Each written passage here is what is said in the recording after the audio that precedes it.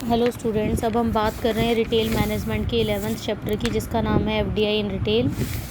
FDI stands for foreign direct investment. Simple words में हम ये बात करें कि फ़ॉरेन की कंट्री जब इंडिया में आके अपना बिजनेस इस्टेब्लिश कर ली है, लेकिन उस पर जो कंट्रोलिंग, मैनेजमेंट और ऑपरेटिंग का काम है वो फॉरेन हैंड्स में ही रहता है। फॉर एग्जांपल, यूएससी की कोई कंपनी है, वो इंडियन कंपनी में अगर पैसा इन्वेस्ट करती है, लेकिन कंट्रोल, मेजॉरिटी, ऑपरेटिंग का काम सारा जो है यूएसए कंट्री के पास है, तो उसे हम एफडीआई कहेंगे।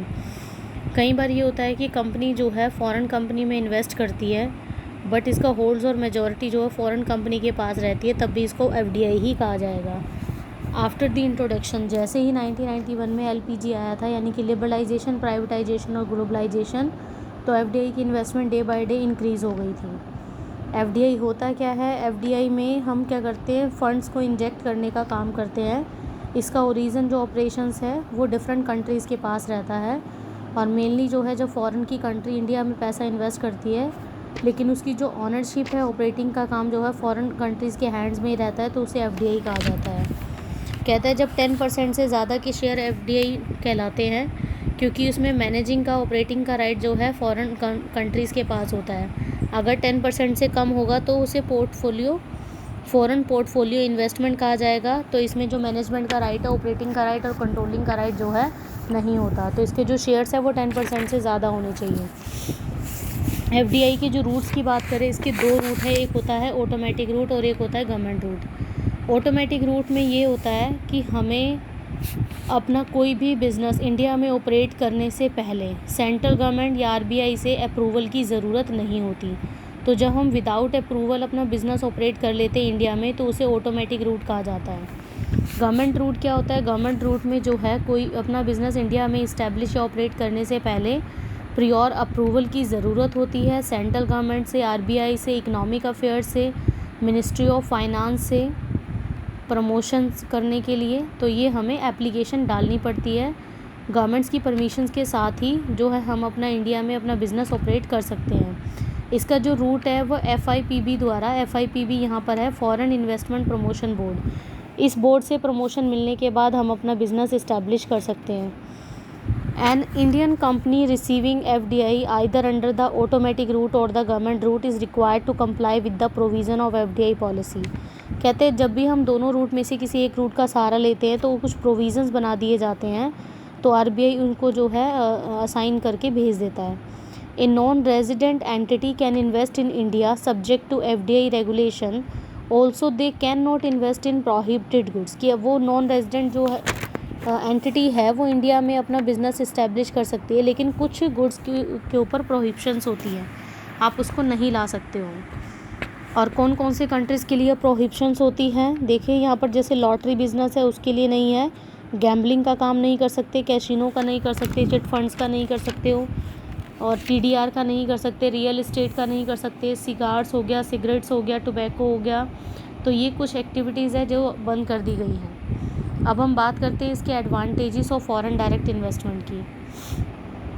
कहता है इनफ्लो ऑफ फंड्स हुआ है, क्योंकि जब फॉरेन की कंपनी इंडिया में अपना पैसा इन्वेस्ट करेगी, तो फॉरेन करेंसी इंक्रीज़ हो जाएगी इंडिया के अंदर, जिसके अंदर होस्ट कंट्री को फ़ायदा होगा, तो इससे हमारी इकोनॉमिक ऑफ स्केल इंक्रीज़ हो जाएगा। हाई टेक्नोलॉजी की बात करें, तो एफडीआई होने की वजह से लेटेस्ट टेक्नोलॉजी जो है होस्ट कंट्री में आ जाती है, और इसका जो ऑपरेशन है, मैनेज करने की जो कंट्रोलिंग है, वो फॉरेन कंट्री के पास ही रहती है। यूजुअली ये बिग इन साइज़ होती है, और हाई टेक होने की वजह से जो एम्प्लॉयमेंट अपॉर्चुनिटीज़ है वो जनरेट हो जाती है। New markets and marketing channels, FDI होने की वजह से ड्यूल बेनिफिट्स होते हैं कि पेरेंट कंपनी में नई मार्केट एक्सप्लोर हो जाती है, और नई मार्केट आने की वजह से होस्ट कंट्री को फ़ायदा होता है। एम्प्लॉयमेंट जनरेशन का एक सबसे अच्छा सोर्स है एफडीआई। एफडीआई आने की वजह से होस्ट कंट्री में जो एम्प्लॉयमेंट जनरेशन के सोर्स है वो इंक्रीज़ हो जाते हैं, और lot of skilled as well as unskilled labourers को इसका फ़ायदा होता है।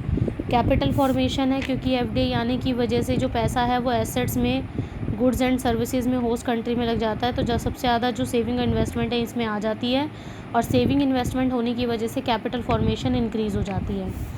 टैक्स रेवेन्यू का सबसे अच्छा सोर्स है, क्योंकि होस्ट कंट्री के अंदर काम हो रहा है, तो वहीं की एसेट्स को सेल परचेज़ किया जा रहा है, तो गवर्नमेंट्स के लिए टैक्स इकट्ठा करने का एक सबसे अच्छा सोर्स है। हाई क्वालिटी प्रोडक्ट्स है क्योंकि होस्ट कंट्री में लेटेस्ट टेक्नोलॉजी आने की वजह से जो स्किल्ड और अनस्किल्ड पीपल्स हैं उनको फ़ायदा मिलता है। चीप प्राइजेज़ है, लेटेस्ट टेक्नोलॉजी की वजह से इकोनॉमाइज ऑफ स्केल होता है जिसकी वजह से कस्टमर को कम रेट पर अच्छी गुड्स प्रोवाइड कर दी जाती है, तो कस्टमर को इसका सबसे बड़ा फ़ायदा होता है। ड्रॉबैक क्या रहेंगे एफडीआई होने की वजह से?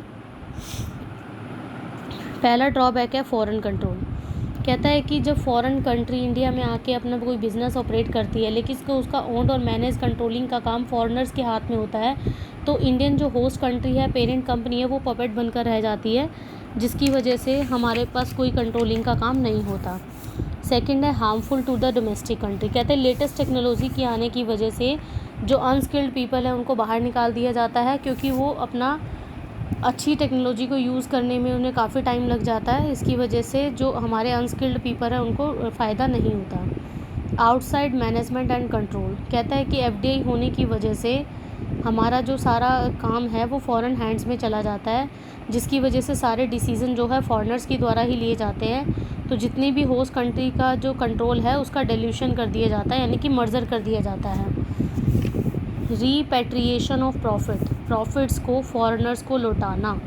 कहते हैं कि हमारी जो होस्ट कंट्री है उसको जितने भी बेनिफिट्स होते हैं उसका जो सारा पैसा है वो फॉरेनर्स को दे दिया जाता है, तो फंड्स धीरे धीरे करके होस्ट कंट्री से फॉरेन कंट्री की तरफ चले जाते हैं। Dilution of merger, dilution of control का ये मतलब होता है कि हम किस तरह से वो मर्जर और एक्विजिशंस का काम कर रहे हैं। कहते हैं एफडीआई होने की वजह से कंट्रोल ऑफ डिल्यूशन हो रहा है जिसकी वजह से जो कंट्रोलिंग है वो धीरे धीरे होस्ट कंट्री से फॉरेनर्स के हाथों में जा रही है। तो अगर हम ये देखें कि अगर हमने एफडीआई के साथ काम करना है तो हमें ऐसी ऐसी इंडस्ट्रीज़ ओपन करनी पड़ेगी जिसका बेनिफिट्स हमारी इंडियन कंपनीज़ को भी होगा। कहते हैं India is regarded as one of the latest growing companies है ऑल ओवर वर्ल्ड में। It is also the best performing economy among the BRICS. यहाँ पर ब्रिक्स जो है बी से ब्राज़ील है, आर से Russia, India, China, then South Africa. Also it is ranked number 3 among the world most attractive destination from the point of view of investment. तो यहाँ पर हमने बात करी कि एफडीआई क्या है, उसका मीनिंग क्या है, रूट क्या है, एडवांटेजेस और डिसएडवांटेजेस है। अब हम नेक्स्ट वीडियो में बात करेंगे कि जो foreign direct investment retail sector में की जाती है उसमें सिंगल ब्रांड रिटेल और मल्टी ब्रांड रिटेल होता क्या है।